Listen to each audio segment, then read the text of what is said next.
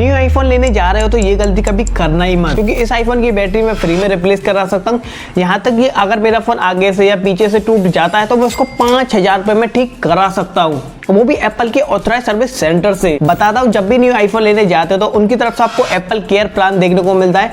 अगर आप उस प्लान को ले लेते हो तो आपकी बैटरी फ्री में रिप्लेस हो जाएगी। अगर आपका स्क्रीन भी टूट जाता है आपका 2500 रुपए में चेंज हो जाएगा। अगर आप इस प्लान को नहीं लेते तो आपका ये आगे से या पीछे से टूट जाता है तो आपको 30,000 रुपए से ज्यादा खर्चा देना पड़ सकता है। अब जो लोग न्यू आईफोन लेने जा रहे हैं उन लोगों तक ये वीडियो को शेयर कर दो ताकि उनको पता चल जाए।